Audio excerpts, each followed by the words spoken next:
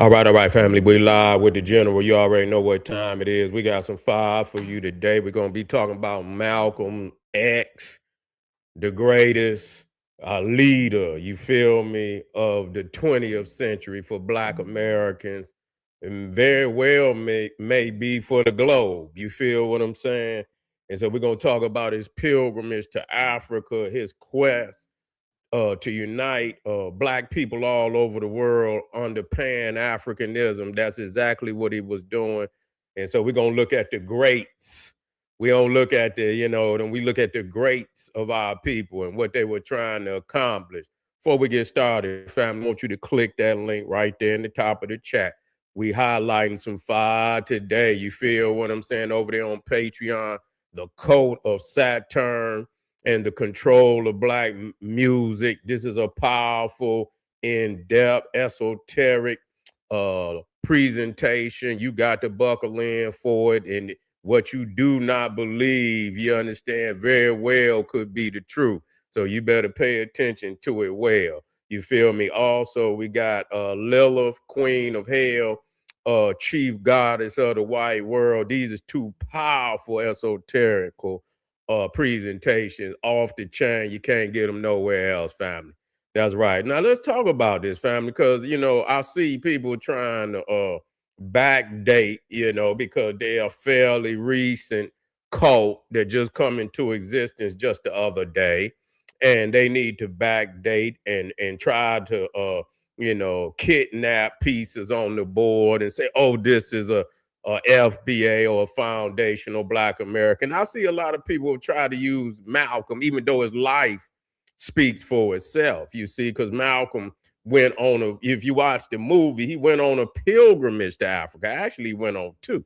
But the pilgrimage after he left the Nation of Islam, and he went to Africa, and he went to 10 countries in Africa.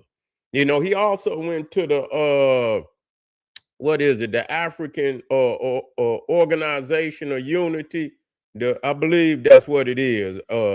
I get the correct terminology for it, where all the nations in Africa went to that summit, and Malcolm was there.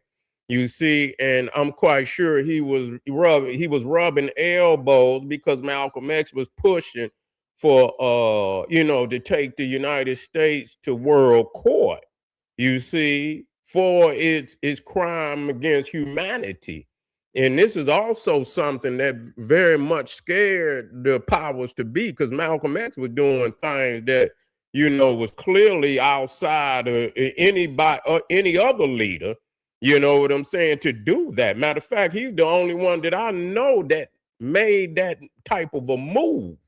You see what I'm saying? Because if you in the confines of the beast, you see, who was above him. You know what I'm saying? You ain't got nobody that can, check his power. So you have to go and reach to other nations, you see, that can collectively say, yo, we see what you done did. Yeah, and let the world know that, and the world let him know, we know what you did. You see, and Malcolm X, to my understanding, had received the vote of 22 African heads of state, you see, to challenge the United States in the UN, for crimes against humanity against Black people. So when we start talking about reparations, yeah, I understand the Nation of Islam was attempting to do some work in that area, but Malcolm was the vocal leader that was making it known that y'all owe us. But he was a pan-Africanist. Understand that. I don't see y'all was trying to integrate. When we look at the FBAs and the found, they was looking for integration. Malcolm was looked at as an outcast. You see what I'm saying? He was looked at as an outcast. And I heard Malcolm, he was also, you know what I'm saying, trying to get but that was in the latter part of his that was in the latter part. I didn't see that in the earlier part of his of his career, as a civil rights leader. I could very well be wrong, but I would, most definitely like to look into that, you see. But I know Malcolm was very vocal in that, you see. And so he went to Egypt, he went to Senegal, he went to Kenya, he went to Ghana, he went to over 10 nations to build, and so this is showing you that the foremost entities out there, Malcolm was the greatest, period, hands down. Because right now, y'all, that shit y'all did with civil rights, that shit being, they going to the chalkboard and they wiping all that off the chalkboard.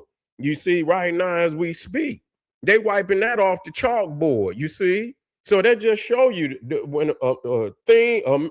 hands that give, hands that can take up away. Hands that give is hands that can take up away. So say Elijah was looking for integration. Yeah, he was. They was looking for integration. They just wanted to have a little piece here, a little piece there. You know what I'm saying? A little piece. Thanks for all the family in the chat. You feel me? They looking for Malcolm, but Malcolm was looking for something far greater for our people, because he was the second coming of Marcus Garvey. You see, and people have to understand that Malcolm X is the second coming of Marcus Garvey. You see, Marcus Garvey came with the grandiose idea, which is still the premier ideology that people aspire, because that's what we want. We want our people to be healed and repaired, in the mentally and the spiritually. You see, not just paper, because you got to repair. Once you repair the mind and you repair the spirit, then you got to go there first and foremost. You talking about reparation, people talking about, but they don't want to talk about the spirit and mind. And they don't want to talk about the spirit and mind because we're going to expose them for what they really about, and people talking about they don't want to talk about ideologies. That's an ideology. That's slick talk. You can't exist in the world without an ideology. How the hell you gonna exist? A lineage without an ideology? I don't know no lineage on this planet that ain't got an ideology. That's stupid. How the hell do you function? It got to be a set of ideals for anything. This is called, when you talk about institution, you had to have an ideology. It's just stupid. I don't even know why people even say it's not it's a lineage, it's not an ideology. That's stupid. Shit. How you gonna unify? See, and then people come with this slick shit. Stay on code. Well, what the fuck is the code? That's the ideology. You got to have what's the code? You got to do such and such and such. That's an ideology. That's stupid, the shit y'all saying. Can't nothing exist in the modern world without an ideology. You know what I'm saying? So you got to quit playing. They just don't want to expose that ideology because they know the pan-African scholarship didn't already expose their ass for the Christianity, the frats and the sororities. You see, because when we start talking about this ethnogenesis and we start looking at the ingredients of this supposed ethnogenesis, then we got to talk about the main ingredients of the United States that most so-called Black Americans have evolved under, the system that they have involved themselves in.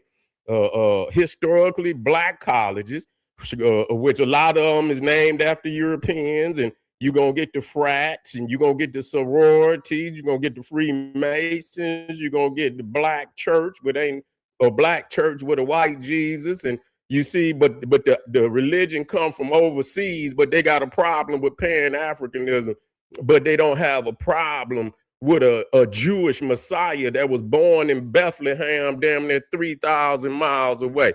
This is a joke.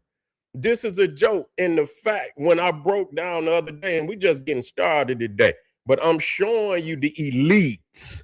I show you the elite. I start at the top and I show you what they was doing and show you what everybody else is doing. And you can see everything that Martin Luther King tried to accomplish. They're going to the chalkboard and they're erasing that shit right now. Your little voting rights and all that, the man hand that giveth is the man hand that could taketh away.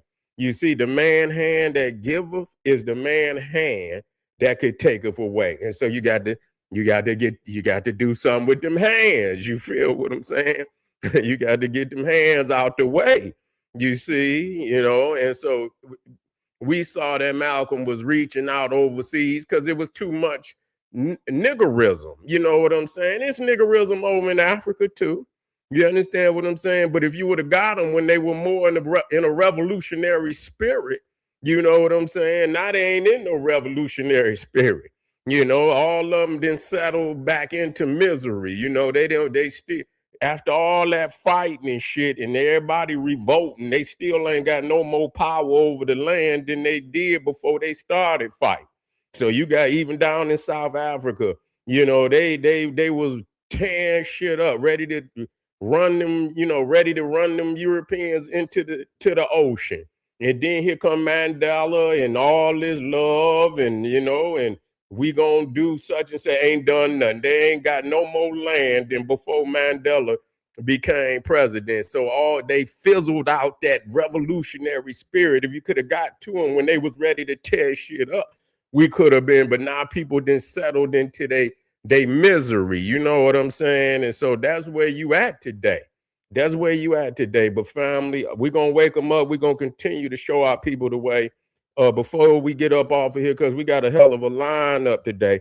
Make sure you get over there to Patreon. We got Lilith, Queen of Hell, Chief Goddess of the White World, and nobody does it better than the General. I'm gonna break it down and show you how that is they operating under this deity right here in the United States, in the world, global control. Also, we want you to check out the Code of Saturn, the control of black music, and it's not a joke. It's real. Just like you got the Greek fraternities, sororities, you got the elite that connect to a lot of these Roman deities. If you go into the damn Catholic Church, you see them there. If you go off into Judaism, you see it there. So it's hidden behind these, these saints and these damn prophets that you think was given to you by God, but those are just placeholders for Greek and Roman gods and demonic entities that are hidden behind those placeholders that you call saints, prophets, and God. So I want you to wake up today. I want you to click that link and get over there. And we got a hell of a day today. Don't stay tuned. We coming right black power.